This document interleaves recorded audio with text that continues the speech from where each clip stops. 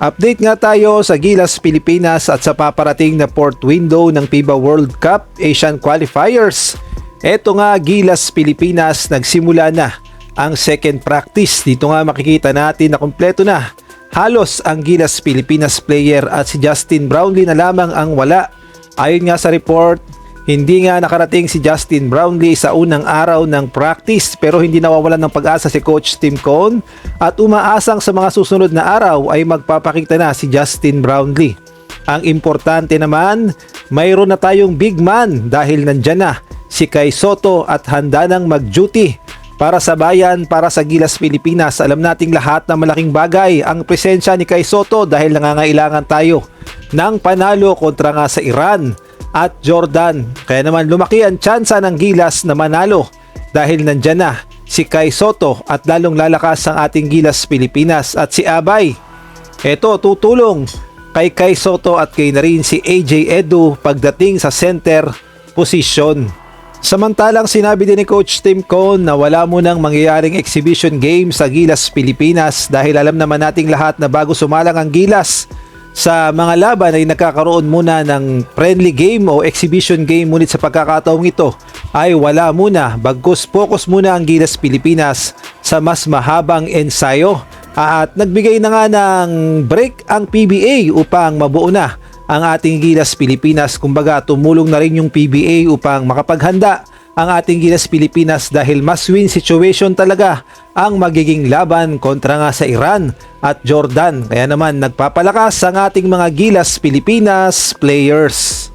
Samantalang update naman tayo dito kay Renz Abando at kay Coach Tim Cone. Sumagot na nga si Coach Tim Cone sa sinabi ni Renz Abando na naisnab siya sa Gilas Pilipinas at ay na rin yan sa report ng pass break. Ang sabi nga dito sa report, Gilas Pilipinas head coach Tim Cone said Renz Abando has remained on the national team's radar despite the Korean Basketball League standout not being included in the current pool. Ang sabi pa nga ni Coach Tim Cone, ilang beses na raw na napasama o nabigyan ng konsiderasyon nitong si Renz Abando na mapasama sa original Final 12. Ang nagiging problema lang daw kasi kay Renz Abando, unang-una nagkaroon siya ng back injury. Tapos yung visa ni Renz Abando, ayan daw ang nagiging problema kaya hindi siya napapasama sa Gilas Pilipinas. Pero nasa radar pa rin daw siya ni Coach Tim Cone sa Gilas Pilipinas. At alam nating lahat na ilang beses na ngang sinisigaw ng Gilas fans na mapasama itong si Renz Abando sa Gilas Pilipinas dahil nga sa ganda ng kanyang ipinakitang performance, lalong-lalo na ang hindi makakalimutang FIBA World Cup 2023 dito sa Pilipinas kung saan nagpakitang gilas si Renz Abando at nakita nga ng mga Gilas fans ang kanyang athleticism at malaki ang maitutulong niya sa Gilas Pilipinas. At kung ating ngang babalikan ang sinabi ni Renz Abando patungkol nga kay Coach Tim Cone, ang sabi nga ni Renz Abando, dahil patapos na yung PBA Finals, biglang sinabi na hindi na aabot yung visa ko. Yung visa, kaya naman gawa ng paraan yun. Parang ginawa ka lang panakip butas. Yung biglang nagsabi si Coach Tim na hindi daw ako sumipot, which is sila naman yung hindi nagpasipot sa akin. Kasi kung sinabi nila kung pwede na ako mag-ensayo ngayon, pupunta ako agad.